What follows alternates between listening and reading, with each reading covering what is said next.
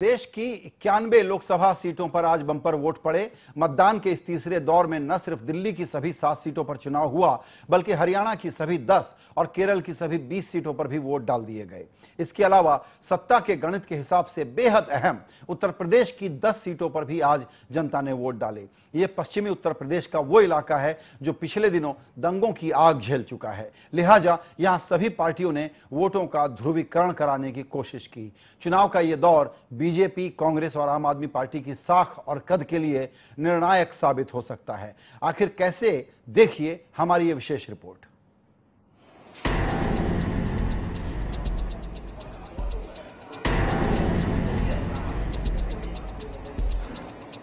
उंगली पर काली स्याही और चेहरे पर मुस्कुराहट। वोट दो, ठहराव को चोट दो। इसी हौसले और जज्बे के साथ भारत की 91 लोकसभा सीटों पर लोग निकले और अपने मताधिकार का इस्तेमाल किया।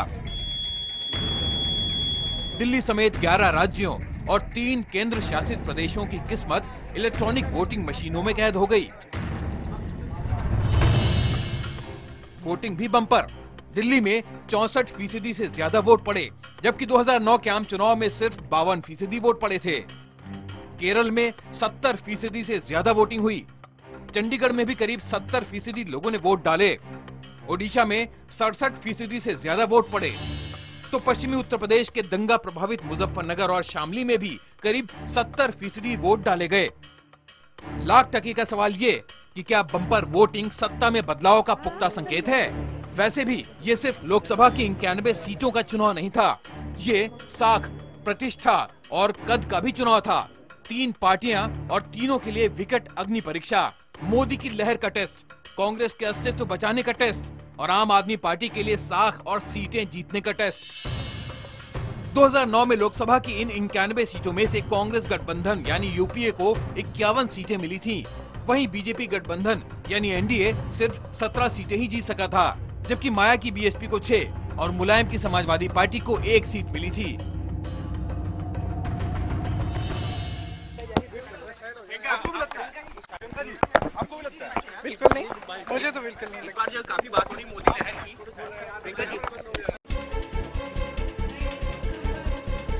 दिल्ली की 7 सीटें कांग्रेस के पास थीं, लेकिन इस बार मुकाबला त्रिकोणीय था।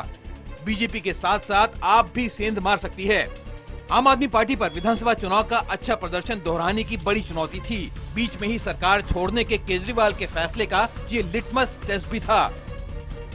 7 की 7 सीट आम आदमी जीतेगा, जनता जीतेगी, आम आदमी पार्टी जीतेगी। वहीं बीजेपी मोदी लहर पर सवार थी। स्थिर सरकार और कुशल नेतृत्व के नारे पर उसे पूरा भरोसा है। मोदी जी की लहर है वो मुझे पता नहीं। आपको क्या लगता है? दिल्ली के अंदर भारतीय जनता पार्टी की 7 सीटें होंगी और बीजेपी जीतेगी और अगले प्रधानमंत्री भारत के नरेंद्र मोदी होंगे। बीजेपी का सबसे बड़ा इम्तिहान पश्चिमी उत्तर प्रदेश की 10 सीटों पर है। ये इलाका दंगे झेल चुका है। यहाँ जाट और मुस्लिम वोटों का जबरदस्त ध्रुवीकरण करने की कोशिश की गई। देखना यह होगा कि बीजेपी को जाट वोट मिलते हैं या नहीं, वो जाट जो अब तक कांग्रेस के साथ थे। वहीं मुसलमान वोट मुलायम की झोली में गिरते हैं या फिर मायावती की। Bureau report, IBN 7। आखिर लड़ाई कहां है? क्या समीकरण थे 2009 के इन 91 सीटों पर? किस किस की साख दांव पर है, बता रहे हैं माइक्रोसॉफ्ट एनालिटिक्स सेंटर से मेरे सहयोगी भूपेंद्र चौबे। लोकतंत्र के इस महापर्व में आप सभी का स्वागत है। जी हां, हम IBN 7 माइक्रोसॉफ्ट के इस इलेक्शन एनालिटिक्स सेटअप में हैं और आइए आपको तस्वीर दिखाते हैं कि दरअसल ये जो तीसरे चरण का मतदान हुआ है, जहां पर आज 91 सीटों का देश भर के 11 राज्यों में भाग एक तरीके से पिटारे में बंद हो गया है। वो कौन कौन सी सीटें हैं, किन किन राज्यों की हम बात कर रहे हैं? खासतौर पे बात उत्तर प्रदेश की, क्योंकि लगातार इस पश्चिमी उत्तर प्रदेश के इलाके में जो कुछ हुआ है उसके ऊपर लोगों का काफी ध्यान रहा है। बात करें आप चाहे सहारनपुर की, जहां से इमरान मसूद साहब का बयान आया था, कैराना की, या फिर मुजफ्फरनगर की, जहां से लगातार एक के बाद एक भड़काऊ बयान कहीं भारतीय जनता पार्टी की तरफ से तो कभी समाजवादी पार्टी की तरफ से। और वो सब क्यों हो रहा था? वो इसलिए हो रहा था क्योंकि ये जो नीला रंग, जो मायावती का नीला हाथी है, वो हमेशा से पश्चिमी उत्तर प्रदेश के इन भागों में बड़ा हावी रहा है। जो आज 10 सीटें चुनाव में गई हैं पश्चिमी उत्तर प्रदेश की, उनमें से 5 सीटें बहुजन समाज के पास थी, बाकी जो 5 सीटें बचती थी उनमें से 3 सीटों में बहुजन समाज पार्टी नंबर 2 पे थी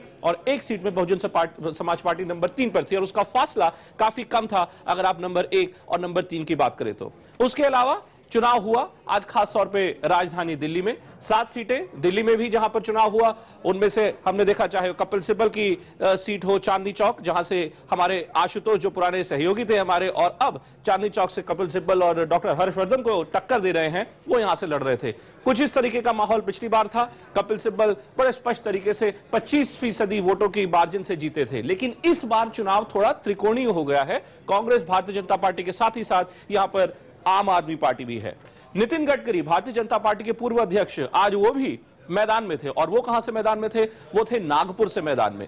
नितिन गडकरी साहब आज नागपुर में पहली बार अपना चुनाव लड़ रहे थे और पहले लोकसभा चुनाव में ही वो अपनी ओर से पूरा प्रयास कर रहे थे कि कुछ न कुछ वो अपना हुनर दिखाएं। ये सब वो सीटें हैं जो आज महाराष्ट्र में तीसरे चरण के चुनाव में गई थी। पिछली बार वहां पर विलासराव मोतेमवार बड़े ही स्ट्रॉन्ग कैंडिडेट हैं। ये देखिए भारतीय जनता पार्टी के कैंडिडेट और विलासराव मोतेमवार के कैंडिडेट में कितना फर्क था, मात्र 3%।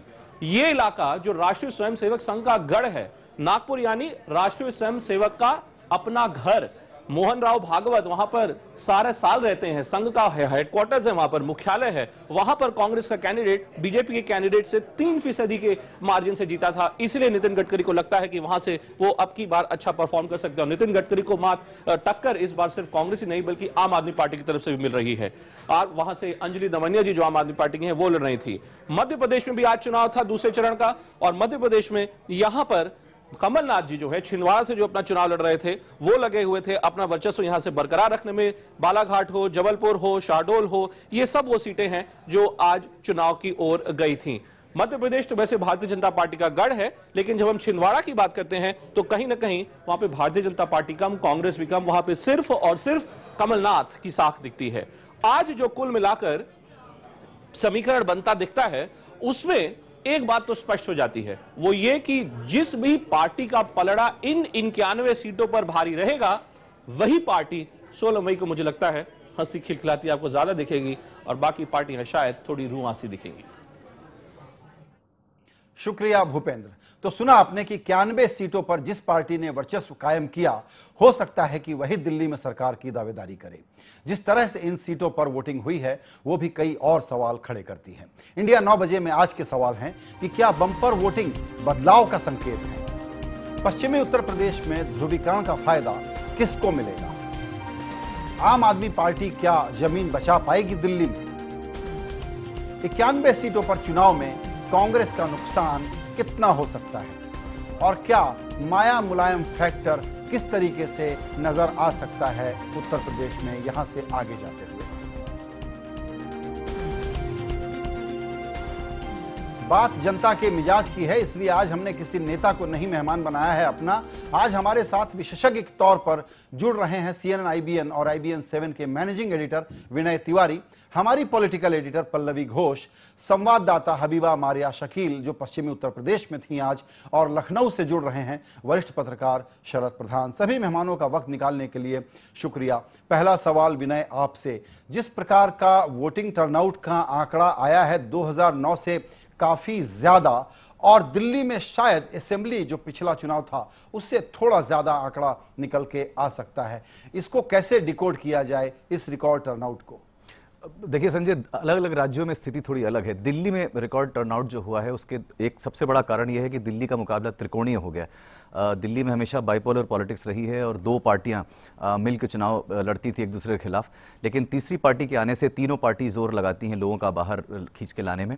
सबसे बड़ा कारण दिल्ली का ये है। लेकिन उत्तर प्रदेश में ये स्थिति नहीं है। उत्तर प्रदेश में हमेशा मल्टीपोलर पॉलिटिक्स रही है। 5 पार्टियां उस राज्य में हमेशा चुनाव लड़ती आई हैं और काफी मजबूत की स्थिति में रही हैं अलग अलग वक्त में। वहां पर एक रोष या एक एंटी इनकम्बेंसी कह लीजिए या एक मैसेज जो जनता देना चाहती है, शायद एक वो भी बहुत बड़ा कारण है। एक और बहुत बड़ा कारण है पश्चिमी उत्तर प्रदेश में जहां चुनाव हुए वहां पर पिछले कुछ महीनों में पोलराइजेशन के बहुत गहरे संकेत दिखाई दिए हैं और बहुत डीप लेवल का पोलराइजेशन दिखाई दिया है। और इसी वजह से जो अलग अलग कास्ट और कम्युनिटीज के लोग हैं उन्होंने शायद ज्यादा कोशिश की है एक मैसेज मैसेज भेजने की। और यही ट्रेंड हम लोगों ने अन्य राज्यों में भी देखा है जहां इस तरह की कोई स्थिति नहीं है, लेकिन शर्तिया ये एक बात का इशारा कर रहा है कि जब पब्लिक पनिशमेंट के मूड में होती है, जब एंटी इनकम्बेंसी मूड होता है, तो थोड़ा वोटर टर्नआउट ज्यादा होता है राज्यों में। संजय जी बिल्कुल। आइए, जैसा विनय ने कहा कि यहां पर दंगे वगैरह जो हुए थे, एक ध्रुवीकरण की कोशिश हुई। जब दंगे हुए उसके बाद हमने विकास के बड़े भाषण सुने, और उसके बाद यह हुआ कि सब लोग धर्म के नाम पर राजनीति करने लग गए। जितनी पार्टियां थीं, सब ने माहौल को अपने तरीके से मोड़ने की कोशिश की। पश्चिमी उत्तर प्रदेश को हम इसलिए महत्वपूर्ण मानते हैं कि आज जो चुनाव हुआ है इसमें बहुत सारे पेचीदा फैक्टर हैं। दिल्ली का आम आदमी फैक्टर, और पश्चिमी उत्तर प्रदेश में जाट फैक्टर और मुस्लिम फैक्टर। मारिया, आप लगातार ट्रैक करती रही हैं इस फैक्टर को, आप आज वहां पर थीं। ये बताइए कि किस तरह के पोलराइजेशन का फायदा या नुकसान किसको होता हुआ दिखा आज वहां? जिस तरह के पोलराइज्ड माहौल में यहाँ का चुनाव हुआ है, यहाँ का मतदान हुआ है, मुजफ्फरनगर की बात करें तो बहुत ही जो साइट्स और साउंड्स की बात करते हैं संजय, वो सुनाई जो दे रहे थे। हम बात कर रहे थे एक ग्रुप ऑफ नौजवान से जो इस्लामिया इंटर कॉलेज में थे, और उनका कहना था कि ये जो चुनाव है उनकी आवाज को बुलंद करने का चुनाव है। ये चुनाव है कि उनको दिखाना है कि अगर हिंदू वोट कंसोलिडेट हो सकता है तो मुसलमान भी एक प्लेटफॉर्म पर आ सकते हैं। उसी तरह से फिर हमने बात की कुछ जाट युवाओं से, उनका भी यही कहना था कि हम लोग कांग्रेस के बारे में भी नहीं सोचेंगे, हम लोग किसी और के बारे में नहीं सोचेंगे। मुजफ्फरनगर दंगों के बाद जो माहौल हुआ है वो साफ साफ दिख रहा है कि अखिलेश यादव ने जाट युवाओं को टारगेट किया है, इसलिए वो मोदी को वोट देंगे, और उनका वजह था कि वो हिंदुत्व के ग्राउंड पे वोट देंगे। माहौल कुछ इस तरह का था कि जो जेनरेशनल गैप था, सीनियर ओल्डर वर्सेस यंग, वो भी बहुत ज्यादा दिख रहा था। जो बूढ़े जाट थे, हमने उनसे पूछा कि क्या आप चौधरी चरण सिंह को याद करके, क्योंकि आरएलडी और कांग्रेस का यहाँ पे अलायंस है, आप कांग्रेस को देखेंगे, तो उनका कहना साफ साफ था कि ऐसा इस बार बिल्कुल नहीं होगा और इस बार जाट एकजुट होकर के बीजेपी को वोट देंगे। लेकिन ये सब माहौल के बीच में शायद कुछ हमें अच्छी आवाजें भी सुनाई दी, जो ये भी कह रहे थे कि मुजफ्फरनगर दंगों के बाद इस बार का चुनाव अमन और शांति का है। जी बिल्कुल। शरद प्रधान, आपने भी इस इलाके का दौरा किया है, आप ये बताएं कि जो पिछले दिनों में बड़ी बड़ी दावेदारियों के बावजूद पुराने तरीके पर आ गए, हालांकि हम समझते हैं कि वोटर बड़ा दानिशमंद होता है, लेकिन चूंकि जो कहते हैं कि एक अच्छी जीत बीजेपी के लिए और एक काम चलाऊ जीत के बीच में यूपी खड़ा है, खास करके पश्चिम उत्तर प्रदेश खड़ा है, तो जो निर्णायक रूप से मुस्लिम बहुल सीटें हैं और जो उतनी निर्णायक नहीं है लेकिन साइजेबल मौजूदगी है मुसलमान मतदाताओं की, क्या वहां पर मोदी के खिलाफ वोट करने का सिलसिला इतना मजबूत है कि इस आंकड़े को बदल दे? संजय, प्रॉब्लम क्या हो गई कि एक तरफ तो जो पश्चिमी उत्तर प्रदेश में जो देखा है मैंने, वहां पे ध्रुवीकरण बड़ा अजीब किस्म का है। एक है प्रो मोदी जिसकी एक वेव सी दिख रही है, और एक है एंटी मोदी वो भी बड़ा स्ट्रांग फैक्टर है। लेकिन समस्या क्या है कि ये जो एंटी मोदी फैक्टर है, जिसमें कि मुस्लिम्स बड़ी तादाद में हैं, वो डिवाइडेड है, और उसका कारण मुस्लिम लीडरशिप खुद की है और पार्टीज अपने अपने कैंडिडेट। कहीं पे भी ऐसा नहीं है कि कोई मुस्लिम्स में एक यूनिटी हो या पॉलिटिकल पार्टीज जो नॉन बीजेपी पार्टीज हैं वो यूनाइट करके मोदी को हराने के लिए। मैं मोदी इसलिए कह रहा हूं क्योंकि हर जगह वोट मोदी के नाम पे पड़ रहा है, इररिस्पेक्टिव ऑफ कैंडिडेट कौन है। जिसकी से पूछिए वोट किसको डाल रहे हैं, मोदी को डाल रहे हैं। ये ऐसा फिनोमेना बड़ा अजीब सा है जो कि वर्षों बाद देखा गया, जो इंदिरा गांधी के बाद शायद अब देखने को मिल रहा है। और ये जो फैक्टर है, इसमें मैं बताऊंगा आपको कि कई जगह मौलानाओं की, पश्चिमी उत्तर प्रदेश में कुछ मौलानाओं की बड़ी स्ट्रांग इन्फ्लुएंस है। फॉर इंस्टेंस देवबंद है, बरेली है, ये इनकी बड़ी इन्फ्लुएंस है लार्ज सेक्शन ऑफ मुस्लिम्स पे। अब इनकी हरेक की अपनी अपनी अलग वो है, फॉलोइंग है। अब ये इनमें कई लोग इतने पॉलिटिसाइज्ड हैं कि वो एक पर्टिकुलर पार्टी को आज वोट करने को कहते हैं, अगले साल वो फिर चेंज कर देते हैं। उसकी वजह से मुसलमान वहां डिवाइड हो चुका है। ये बड़ा अनफॉर्चुनेट है। जो एंटी मोदी लोग हैं उनके लिए बड़ा अनफॉर्चुनेट है कि वो मोदी के खिलाफ यूनाइटेड लड़ाई नहीं लड़ पा रहे हैं, और इसी का बेनिफिट मिल रहा है जो बीजेपी का आप एक सर्ज देख रहे हैं।